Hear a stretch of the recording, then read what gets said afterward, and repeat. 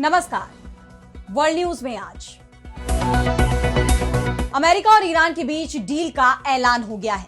Donald Trump ने कहा है कि अब हर मोर्चे पर जंग खत्म होगी, पश्चिम एशिया में शांति आएगी।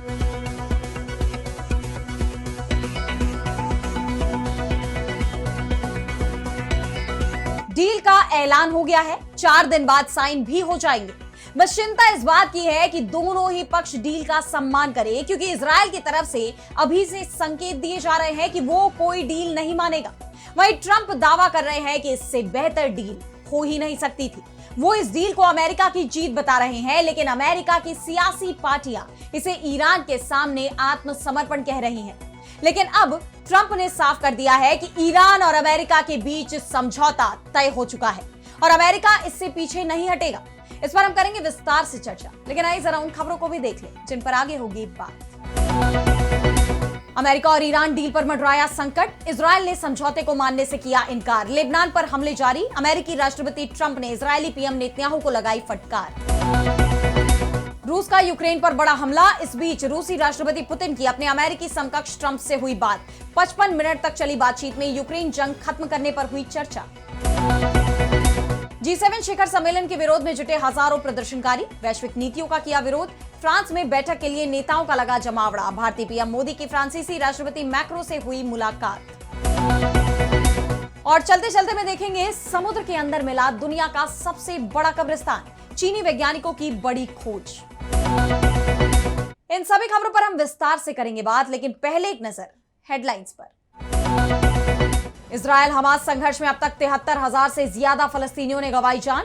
गजा के स्वास्थ्य मंत्रालय ने जारी किए आंकड़े। युद्ध विराम के बावजूद आईडीएफ के हमले अभी भी जारी।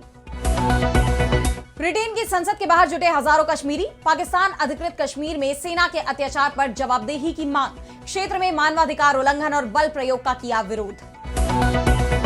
चीन दौरे पर पहुंचे म्यांमार के राष्ट्रपति लाइन, चीनी राष्ट्रपति जिनपिंग के निमंत्रण पर कर रहे 5 दिवसीय यात्रा।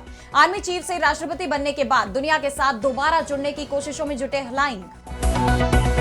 ब्रेन इम्प्लांट न्यूरोसाइंस रिसर्च में चीन की बड़ी उपलब्धि, पहला कमर्शियल ब्रेन चिप किया लॉन्च। 9 मरीजों पर किया टेस्ट। इस डिवाइस से हैकर्स को संवेदनशील न्यूरल डेटा जैसे मरीजों के विचारों तक मिलेगी पहुंच। तो अमेरिका और ईरान में आखिरकार शांति समझौते पर सहमति बन गई है। अमेरिका और ईरान दोनों ने ही इसका ऐलान कर दिया है, लेकिन ये पीस डील कितनी सफलता से लागू हो पाएगी, इसे लेकर भी सवाल बरकरार है। और सबसे बड़ी बात तो यह है कि अमेरिका के अंदर ट्रंप समर्थक और ट्रंप विरोधी दोनों ही बोल रहे हैं कि ये डील ईरान के सामने अमेरिका का सरेंडर है। अमेरिका और ईरान में जंग हमेशा के लिए खत्म करने पर बनी इस सहमति का ऐलान सबसे पहले मध्यस्थ पाकिस्तान ने किया। पाकिस्तान ने बताया कि 19 जून को स्विट्जरलैंड में समझौते पर हस्ताक्षर होंगे, जिसके बाद अमेरिका और ईरान ने भी इसकी पुष्टि कर दी। अमेरिकी राष्ट्रपति डोनाल्ड ट्रंप ने सोशल मीडिया पर लिखा कि सभी को समझौते की बधाई देते हुए मैं हॉर्मुज जलडमरू मध्य को बिना किसी टोल के खोलने की पूरी मंजूरी देता हूं। साथ ही अमेरिकी नौसेना की नाकेबंदी को तुरंत हटाने का भी आदेश देता हूं। ईरान के उप विदेश मंत्री काजेम गरीबाबादी ने भी समझौते पर बनी सहमति की जानकारी देते हुए बताया कि पाकिस्तान के अलावा कतर एक और अहम मध्यस्थ है। साथ ही उन्होंने ये भी कहा कि डील हो गई है, लेकिन शुक्रवार को हस्ताक्षर होने तक तेहरान इसे लागू करना शुरू नहीं करेगा। अब अगर हम इस समझौते की शर्तों की बात करें तो साफ है कि ये डील ईरान के तो हित में है, लेकिन अमेरिका के लिए सरेंडर जैसी होने वाली है, क्योंकि ईरान की अर्ध सरकारी समाचार एजेंसी मेहर ने 14 सूत्रीय सहमति पत्र यानी एमओयू का जो मसौदा प्रकाशित किया है, उसमें ईरान की जीत साफ दिखाई दे रही है। इस मसौदे के तहत लेबनान समेत सभी मोर्चों पर युद्ध तुरंत और हमेशा के लिए रुकेगा। अमेरिका ने वादा किया है कि वो ईरान के अंदरूनी मामलों में दखल नहीं देगा और इस्लामिक रिपब्लिक ऑफ ईरान की संप्रभुता का सम्मान करेगा। अमेरिका ने ईरान को पुनर्निर्माण के लिए 300 अरब डॉलर देने का वादा किया है और तेहरान को तत्काल 24 अरब डॉलर मिलेंगे। अमेरिका और ईरान के बीच लड़ाई खत्म करने और हॉर्मुज स्ट्रेट को दोबारा खोलने पर सहमति बनी है। 30 दिनों के अंदर नौसैनिक नाकेबंदी को पूरी तरह से हटाया जाएगा। तेल, पेट्रोकेमिकल उत्पादों और उनसे जुड़े उत्पादों पर लगे प्रतिबंधों को हटाना और उनसे होने वाली कमाई तक ईरान की पूरी पहुंच सुनिश्चित की जाएगी। परमाणु मुद्दों और अमेरिका के प्राथमिक और माध्यमिक प्रतिबंधों, साथ ही संयुक्त राष्ट्र सुरक्षा परिषद के प्रस्तावों और IAEA बोर्ड ऑफ गवर्नर्स के प्रस्तावों को पूरी तरह से हटाने के आधार पर अंतिम समझौते तक पहुंचने के लिए 60 दिनों की बातचीत होगी। NPT के तहत परमाणु हथियार न बनाने के अपने वादे को ईरान का फिर से दोहराना, ये प्रमुख मुद्दे इस मसौदे में शामिल हैं। देखा जाए तो इस मसौदे में ईरान की लगभग हर मांग को अमेरिका मानने को मजबूर दिखाई दे रहा है। कहां डोनाल्ड ट्रंप ईरान में रिजीम चेंज की बात कह रहे थे और कहां अब वो ईरान की संप्रभुता के सम्मान पर मजबूर दिखाई दे रहे हैं।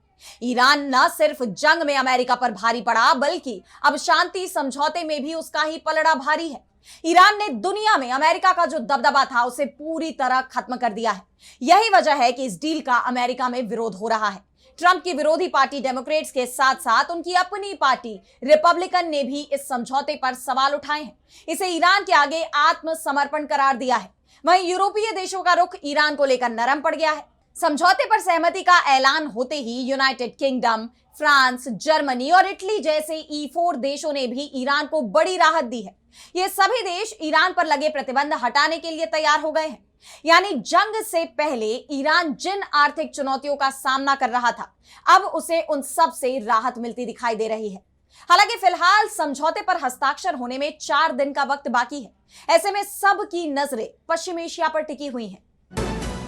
और अब बढ़ते हैं अगली खबर की तरफ, जहां हम बात करेंगे इजराइल की। तो एक तरफ अमेरिकी राष्ट्रपति डोनाल्ड ट्रंप ईरान के साथ डील का दावा कर रहे हैं, वहीं इजराइल सवाल कर रहा है कि कौन सी डील। हम किसी डील को नहीं मानते क्योंकि डील हम नहीं कर रहे। इजराइल ने साफ कह दिया है कि वो लेबनान पर अपने हमले बंद नहीं करेगा, जबकि ईरान के साथ ट्रंप ने जो डील फाइनल की है उसमें लेबनान पर इजराइल के हमले रोकने की शर्त भी शामिल है। ट्रंप अभी तक यही दावा कर रहे थे कि वो जो कहेंगे इजराइल के प्रधानमंत्री बिन्यामिन नेतन्याहू उसे मानेंगे। नेतन्याहू के पास कोई विकल्प ही नहीं है। और अब ट्रंप ने एक बार फिर कहा है कि आज सुबह बेरूत पर हुआ हमला बिल्कुल नहीं होना चाहिए था, विशेष रूप से एक ऐसे खास दिन पर जब हम ईरान के साथ शांति समझौते के बेहद करीब पहुंच चुके हैं। इजराइल को खतरों के खिलाफ अपनी रक्षा करने का पूरा अधिकार है, लेकिन हिजबुल्लाह की तरफ से किए गए जिस हमले का वो जवाब दे रहा था वो बहुत छोटा और महत्वहीन था। उसमें किसी को कोई नुकसान नहीं हुआ था, ना ही कोई घायल हुआ और ना ही किसी की जान गई। ऐसे में इस हमले के कारण इतनी महत्वपूर्ण शांति प्रक्रिया में व्यवधान नहीं आना चाहिए था। हम ईरान के साथ ऐसा समझौता कर रहे हैं जिसमें पूरे क्षेत्र में शांति आएगी, इसमें लेबनान भी शामिल है। इसलिए अब सभी पक्षों को तुरंत पीछे हट जाना चाहिए। ट्रंप दावा कर रहे हैं कि पूरे पश्चिम एशिया में शांति आने वाली है, लेकिन इजराइल ने ट्रंप के दावे और डील दोनों को ही खारिज कर दिया है। इजराइल ने लेबनान पर हमले रोकने की जगह और तेज कर दिए हैं। नेतन्याहू ने साफ कह दिया है कि ईरान से डील करना अमेरिका की मजबूरी हो सकती है, लेकिन इजराइल की कोई मजबूरी नहीं है, जिसके चलते पश्चिम एशिया में फिर बड़े पैमाने पर युद्ध भड़कने की आशंका पैदा हो गई है। इस बीच इजरायली डिफेंस फोर्सेज ने दावा किया है कि उसने अपने एक सैन्य कार्रवाई में हिजबुल्लाह के सीनियर कमांडर अली मूसा दगदूक को मार गिराया है। इस हमले पर ईरान के सर्वोच्च नेता मुश्तबा खामनेई के सलाहकार ने भी तीखी प्रतिक्रिया दी। उन्होंने सोशल मीडिया प्लेटफॉर्म एक्स पर लिखा कि हम हमलावरों को ऐसा सबक सिखाएंगे कि उन्हें अपने किए पर पछतावा होगा। ऐसे में सवाल ये उठ रहे हैं कि इजराइल के हमलों के जवाब में अगर ईरान ने पलटवार किया या अपनी बैलिस्टिक मिसाइलों का इस्तेमाल किया तो यह समझौता लागू होने से पहले ही टूट जाएगा। इसके साथ ही अगर ईरान को लगा कि अमेरिकी डील के बावजूद इजरायली हमले नहीं रुक रहे हैं तो वो खुद भी इस समझौते से पीछे हट सकता है। और अब अगली खबर में बात करेंगे रूस और यूक्रेन जंग की।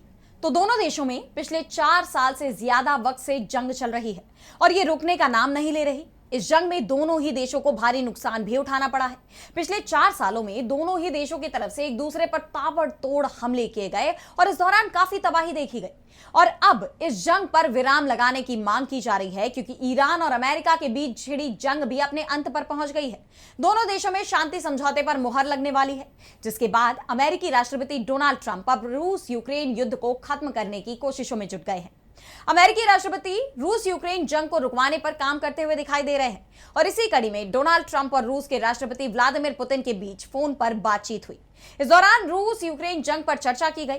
दरअसल राष्ट्रपति ट्रंप के 80वें जन्मदिन के मौके पर रूसी राष्ट्रपति पुतिन और यूक्रेन के राष्ट्रपति जेलेंस्की ने उन्हें फोन किया और जन्मदिन की बधाई दी। बताया जा रहा है कि पुतिन और ट्रंप के बीच लगभग 1 घंटे तक बातचीत चली और इस दौरान कई मुद्दों पर चर्चा हुई, लेकिन सबसे अहम मुद्दा रूस और यूक्रेन जंग रहा और इसकी जानकारी क्रेमलिन के सलाहकार ने दी। क्रेमलिन के सलाहकार यूरी उशाकोव ने बताया कि दोनों नेताओं ने यूक्रेन युद्ध को खत्म करने पर विचार किया। उन्होंने संकेत दिया कि आगामी G7 शिखर सम्मेलन में भी इस मुद्दे पर चर्चा होगी। राष्ट्रपति ट्रंप ने पुतिन से कहा कि यूक्रेन में चल रहे युद्ध को खत्म करना बेहद जरूरी है। वे इस संघर्ष को खत्म करने में मदद के लिए तैयार है। वहीं पुतिन ने कहा कि अगर जेलेंस्की उनसे मिलना चाहते हैं तो उन्हें मॉस्को आना चाहिए। उधर जेलेंस्की ने बयान जारी कर कहा है कि उनकी ट्रंप के साथ बेहद अच्छी बातचीत हुई। जेलेंस्की ने यूक्रेन के समर्थन के लिए ट्रंप का आभार भी जताया। उन्होंने कहा कि दोनों नेताओं ने शांति को और करीब लाने में क्या मदद मिल सकती है, इस पर चर्चा की। जिसके बाद खबर यह आ रही है कि अमेरिकी दूत विटकॉफ और ट्रंप के दामाद जेरेड कुशनर जल्दी ही रूस का दौरा कर सकते हैं और उनका यह दौरा काफी अहम रहने वाला है, जिसके बाद रूस और यूक्रेन दोनों ही देश शांति की तरफ कदम बढ़ाते दिखाई देंगे। लेकिन उससे पहले एक चौंकाने वाली खबर सामने आई, क्योंकि एक तरफ तो शांति को लेकर बातचीत की जा रही है, वहीं दूसरी तरफ हमले भी जारी हैं। रूस ने एक बार फिर यूक्रेन पर कहर बरसाया है। रूस ने यूक्रेन की राजधानी कीव और खार्किव में बड़े पैमाने पर हमला किया, जिसमें खार्किव में 5 बचाव कर्मियों की जान चली गई और कीव में 13 लोग घायल बताए जा रहे हैं। आने वाले वक्त में यह संख्या और बढ़ सकती है। इन हमलों में भयंकर तबाही मची है। आसमान में धुएं के गुबार दिखाई दिए और तस्वीरों में आग की लपटें साफ देखी गई। कई रिहायशी इमारतों, बाजारों और नागरिक ठिकानों को नुकसान पहुंचा। यूक्रेन के ऐतिहासिक और यूनेस्को विश्व धरोहर स्थल कीव पेचेर्स्क लावरा में भी आग लग गई। रात भर कई विस्फोटों की आवाज सुनी गई। यूक्रेन की वायुसेना के मुताबिक रूस ने 611 लंबी दूरी के हमलावर विमानों और 70 मिसाइलों को दागा। यह हमला यूक्रेन के लिए बड़ा झटका है। यूक्रेनी प्रशासन ने इसे बेहद गंभीर और चिंताजनक घटना बताया। अब इन हालात में सवाल ये उठ रहे हैं कि क्या रूस और यूक्रेन में शांति आ पाएगी। और अब अगली खबर में बात करेंगे फ्रांस में G7 बैठक की। तो फ्रांस के एवियन लेस्बेन्स शहर में 52वां G7 शिखर सम्मेलन आयोजित किया जा रहा है। इस बैठक में दुनिया के सबसे मजबूत आर्थिक ताकत वाले देश शामिल होंगे, जिसमें France, America, Britain, Canada, Germany, Italy और जापान का नाम शामिल है। इस बार की इस बैठक में यूरोपीय संघ और यूरोपीय आयोग के अध्यक्ष भी शामिल हो रहे हैं। इसके अलावा फ्रांस ने भारत, ब्राजील, मिस्र, केन्या, दक्षिण कोरिया, कतर, सऊदी अरब, सीरिया, यूक्रेन और संयुक्त अरब अमीरात को संपर्क साझेदार देशों के रूप में न्योता दिया है। इन तमाम देशों के नेता फ्रांस पहुंचे हुए हैं, लेकिन इससे पहले कि बैठक शुरू हो, इस बैठक का विरोध जरूर शुरू हो गया। एवियन लेस्बेन्स में होने वाली इस बैठक से पहले ही जेनेवा में हजारों प्रदर्शनकारी इकट्ठे हो गए। झील किनारे एक पार्क में एकजुट होकर उन्होंने अपनी नाराजगी जाहिर की। इन प्रदर्शनकारियों में पर्यावरणवादी, स्वतंत्र मीडिया के समर्थक, नारीवादी और फलस्तीन समर्थक शामिल थे। उन्होंने साम्राज्यवाद, पूंजीवाद और वैश्विक नीतियों का विरोध किया, जिसके बाद अधिकारियों ने सड़कें बंद कर दी। बिना इजाजत लोगों के इकट्ठा होने पर रोक भी लगा दी। इस घटना ने वैश्विक स्तर पर सबका ध्यान अपनी तरफ खींच लिया। इस बीच सम्मेलन के लिए फ्रांस पहुंचे भारतीय प्रधानमंत्री नरेंद्र मोदी की राष्ट्रपति इमैनुअल मैक्रों के साथ हुई द्विपक्षीय बैठक ने भी खूब सुर्खियां बटोरी। इस दौरान भारत और फ्रांस के बीच 13 बड़े समझौते हुए, जिनमें हाई स्पीड रेलवे सहयोग की घोषणा, गोपनीय डेटा के लिए सुरक्षा समझौता और पेरिस और नीस हवाई अड्डों तक भारत के यूपीआई पेमेंट नेटवर्क का विस्तार करने का समझौता शामिल है। मोदी और मैक्रो की बैठक में रक्षा, व्यापार, टेक्नोलॉजी, स्पेस और शिक्षा पर बात हुई। दोनों देशों ने अगले 5 साल में आपसी व्यापार को दोगुना करने के लिए एक हाई लेवल सिस्टम और इकोनॉमिक सिक्योरिटी डायलॉग की शुरुआत की है। अपने वार्षिक व्यापार को मौजूदा 16 अरब अमेरिकी डॉलर से दोगुना करने का 5 वर्षीय लक्ष्य रखा है। हालांकि सबसे ज्यादा इंतजार जिस समझौते का था, वो थी रफाल डील। भारत और फ्रांस में 114 रफाल फाइटर जेट्स खरीदने को लेकर समझौता होना था, लेकिन फिलहाल इसकी तस्वीर पूरी तरह साफ नहीं हुई है। इसे लेकर भारतीय विदेश मंत्रालय का कहना है कि हमारा लक्ष्य को डेवलपमेंट, को डिजाइन, को प्रोडक्शन और को मैन्युफैक्चरिंग की दिशा में आगे बढ़ना है। इसलिए भारत में ही ज्यादा से ज्यादा प्रोडक्शन, डिजाइन और मैन्युफैक्चरिंग करना बेहतर है और हमारी प्राथमिकता भी यही है। इस बैठक के बाद भारत और फ्रांस के संबंधों को और मजबूती मिली है। अब सबकी नजरें 17 जून तक चलने वाली G7 बैठक पर टिकी हुई हैं। और अब चलते चलते में बात करेंगे समुद्र के अंदर मिले दुनिया के सबसे बड़े कब्रिस्तान की। तो वैसे तो धरती पर कई रहस्यमयी कोने हैं जहां इंसान की पहुंच आज भी बेहद सीमित है। ऐसे में अक्सर ही दुनिया के अलग अलग हिस्सों से नई नई खोजों की खबरें सामने आती रहती हैं। कुछ खोजें इतिहास के पन्ने पलट देती हैं तो कुछ ऐसी होती हैं जो हमें प्रकृति के अनसुलझे रहस्यों से रूबरू कराती हैं। और इस बार भी कुछ ऐसा ही हुआ है। चीनी वैज्ञानिकों ने हिंद महासागर की गहराइयों में एक ऐसी खोज की है जिसे दुनिया का सबसे बड़ा और सबसे गहरा कब्रिस्तान बताया जा रहा है। लेकिन यह कब्रिस्तान इंसानों का नहीं बल्कि समुद्र के सबसे विशाल जीवों में गिनी जाने वाली व्हेल मछलियों का है। वैज्ञानिकों के मुताबिक हिंद महासागर की तलहटी में लाखों साल पुराने व्हेल के कंकालों का एक विशाल क्षेत्र मिला है। दूर दूर तक फैले इन कंकालों को देखकर वैज्ञानिक भी हैरान रह गए। शोधकर्ताओं का कहना है कि यह सिर्फ हड्डियों का एक ढेर नहीं है बल्कि गहरे समुद्र में जीवन को बनाए रखने वाला एक बड़ा इकोसिस्टम भी है। एक रिपोर्ट के मुताबिक ऑस्ट्रेलिया के पश्चिम में हिंद महासागर के अंदर करीब 1200 किलोमीटर लंबे क्षेत्र में व्हेल के ये कंकाल फैले हुए हैं। इस इलाके को डायमेंटीना जोन कहा जाता है। वैज्ञानिकों का मानना है कि एक ही जगह पर इतनी बड़ी संख्या में कंकाल मिलने के पीछे व्हेल फॉल नाम की प्राकृतिक प्रक्रिया जिम्मेदार है। दरअसल जब किसी व्हेल की जान चली जाती है तो उसका विशाल शरीर समुद्र की गहराइयों में जाकर तलहटी पर गिर जाता है। इसे ही व्हेल फॉल कहा जाता है। यहां मौजूद कंकाल समुद्र की गहराइयों में रहने वाले अनगिनत जीवों के लिए आश्रय और भोजन का स्रोत बने हुए हैं। इस अद्भुत खोज को अंजाम देने के लिए चीनी वैज्ञानिकों ने फेंडोजे नाम की एक विशेष पनडुब्बी का इस्तेमाल किया। साल 2023 में इस पनडुब्बी ने समुद्र की गहराइयों में 32 बार डुबकी लगाई। इन्हीं अभियानों के दौरान वैज्ञानिकों को इस रहस्यमय इलाके के बारे में ये अहम जानकारियां मिली। वैज्ञानिकों की इस खोज ने अब एक बार फिर यह साबित कर दिया है कि हमारी धरती और समुद्र आज भी अनगिनत रहस्यों से भरे हुए हैं। कौन जानता है कि समुद्र की इन अथाह गहराइयों में अभी और कितने ऐसे राज छिपे हैं जिनसे दुनिया का सामना होना बाकी है। तो फिलहाल आज वर्ल्ड न्यूज में बस इतना ही। देश दुनिया की तमाम बड़ी खबरों के लिए आप देखते रहिए डीबी लाइव और मुझे दीजिए इजाजत। नमस्कार।